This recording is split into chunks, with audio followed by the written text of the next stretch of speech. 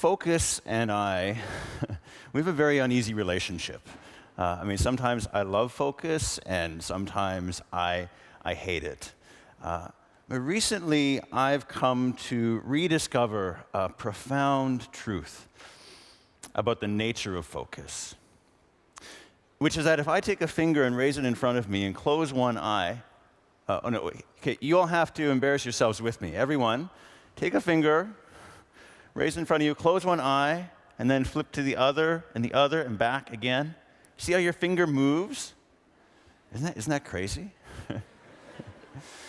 And I do this to remind us of a simple truth that we learned when we were children, which is that if we want to focus on any one point, it takes 2 points of view. We can try with one, but then our vision has no depth. And I think that there's something basic and urgent about our current predicament in that insight. Because recently, a lot of events have been coming at us, and we just cannot judge, when they're going to hit. And we've been hit in the face. Brexit, never going to happen. Right? Donald Trump, unelectable. Globalization, irreversible. Democratization, inevitable. Science, incontrovertible. Right? We thought we saw the moment that we live in so clearly. And it turns out that we've had one eye closed the whole time. Right? So let's open the other eye. Right? How do we do that? How do we gain some depth on the time that we're living in? Well, we already know, how to get depth in space. It takes 2 points of view. We need a here, and we need a there.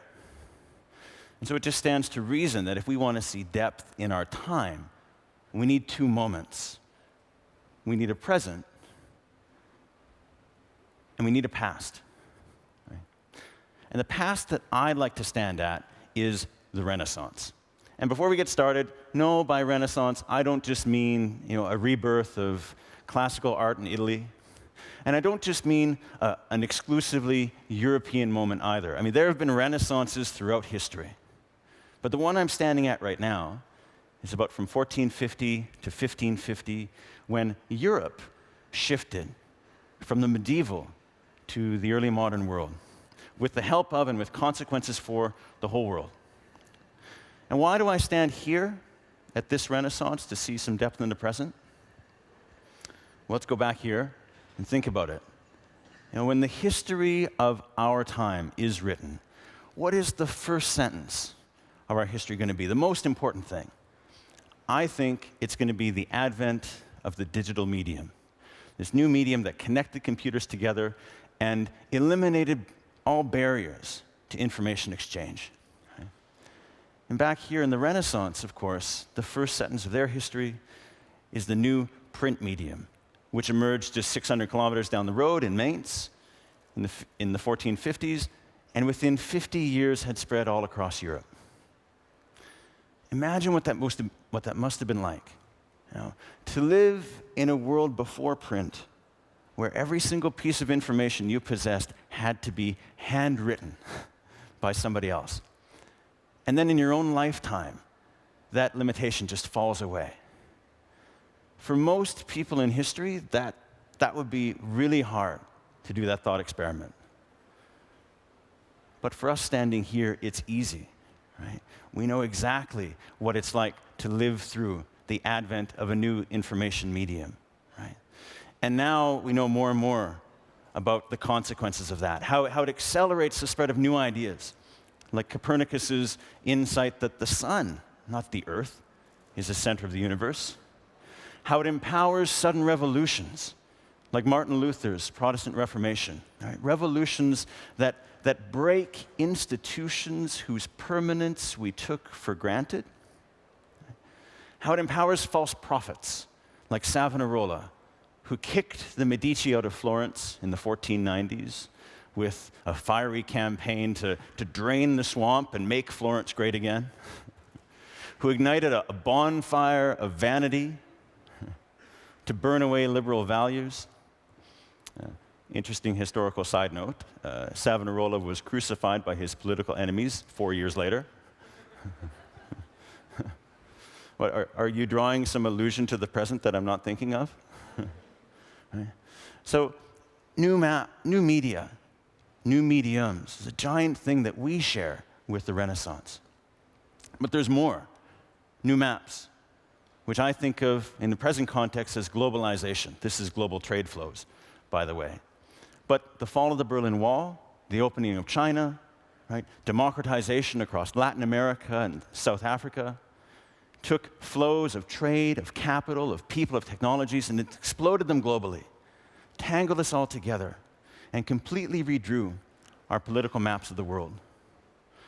And in the Renaissance, the new maps were made by the voyages of discovery. This was the best map of the world that Europe had access to pre-Renaissance. To the left, the Indian Ocean, landlocked. To the right, Africa, barely understood, and the Americas didn't even exist. But within just a few decades, Columbus, Magellan, da Gama, they gave us this map and put the world's precious resources, as they were then understood, into global motion for the very first time. Right? Local flows became intercontinental. And it made tremendous winners for people on these new ocean trade routes and big losers along the old Silk Roads. And it wasn't just goods that started to flow more freely, bads too. Europe carrying diseases to the Americas, decimating native populations. Right? Financial shocks that spread through this new international republic of money. This is a German banker, Jakob Fugger, who drew huge sums of wealth from this new money market in Europe and lent it to the Spanish King Charles V to finance his wars. And here is shown burning that debt in his fireplace because the sovereign had defaulted on his debts. And I could go on all day. I could talk about how powers that had been on the margins suddenly become global leaders, right? Which, back in the Renaissance, that new kid on the block was Europe, right? Here is how Ming Dynasty China saw the world. Here's where they put Europe, literally, on the margins, right? And that all changed in just a few decades, right? Or, what about how these new advances in AI, in human genetic modification, are putting into our human hands powers that have always been above us? Could ask Copernicus about that, who said that math, not the Bible, reveals the nature of the universe. Could ask him about how that's going to play out. So, here we've been stumbling through this time, and we call it shocking and rapid change and disruption, with one eye open, when really all we needed to do is open both eyes, see the past and the present, and say to ourselves, this isn't so hard to understand. This is a second Renaissance. Now, I know we all want answers, right? And we want relief from the anxiety and the fear of what comes next. What does this historic depth mean for my business, for my politics, for me, for what's going to happen next? And I have, I think, some answers. But today, I think in the context of this event, the most important question that I want us to talk about is, what does this historic depth on the present mean for us, for all of us, as authors, co-authors of our own time in history? Right? And I think it relates to this theme of focus, and where do we focus and why? Because if this is a second Renaissance, right, then the chief task of our age is to usher in the next one. And now I'm out of the lights. Right? Da Vinci helped usher in the early modern era with his Vitruvian Man. And we all know it. What does it mean? The square, 4 circles, 4 seasons. That's Earth. The perfect circle, that's heaven. And by putting us in the center of both, Da Vinci is challenging this limiting medieval view that our place in creation is fixed. No, it's not fixed, he said. We can rise.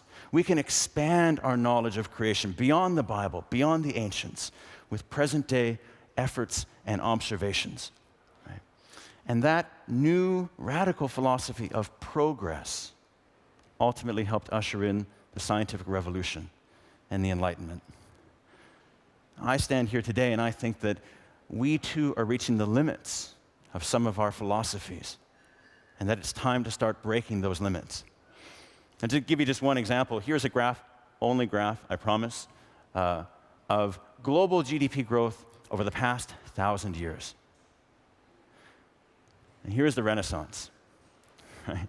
Totally uninteresting. This moment in history, one of the most important transitions in history. And through a modern economic lens, nothing happened, right?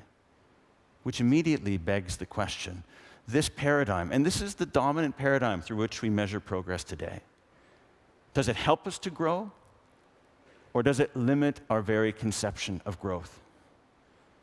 And history suggests the latter. History suggests we need to break this paradigm. And how do we do that? Well, I think we need to learn from some of the mistakes of history. We should learn, for example, from this guy, Christopher Columbus, right? Because like him, we're setting out on all these voyages. Like him, we're making all of these amazing discoveries. But like him, we are trying to ram these discoveries into outdated maps, mental maps of the world. Columbus sailed in search of Asia. He found America, but he was certain it was Asia. Because Noah had 3 sons, right? And after the flood, they founded, this is all very biblical, they founded the 3 races, Africa, Asia, and Europe. And that was it. That was humanity. And he was so fixed in that lens that he couldn't even appreciate the significance of his own discovery. That's why America today isn't named after Columbus. It's named after this guy, Amerigo Vespucci, an Italian explorer who, a decade later, said, okay, these discoveries, they don't fit on any map, right? This is a mundus novus, a new world, people. And by shifting our thinking, by shifting our maps, he unleashed our capacity to navigate this new world, for good and for ill.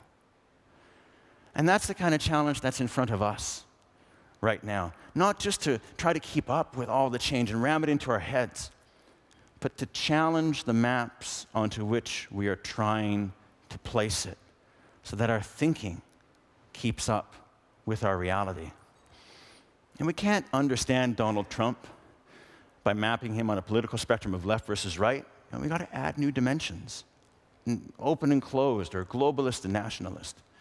We can't understand progress through simply, economic capital. We got to add new dimensions like social capital, and natural capital, and civic capital. I'm a China specialist. I'll tell you, we cannot understand modern China through this, worn-out cliche of the color red. Right? There is a red China. There is also a blue China, and a yellow China, and a green China. And if we ever want to make sense of it, we've got to break away from that old map and start to draw new ones. In a Renaissance moment, this map making, this is our core work. This is what our focus needs to be. And I don't have the maps in my head. I'm just here to start the conversation. A conversation which I'm really excited about today because I know that together we're going to take this conversation forward. And I also know from history that if we challenge enough of our current maps, then maybe, just maybe, out of all this confusion, this disruption, this anxiety, that we will, in our own Renaissance moment, begin a new age. Thanks.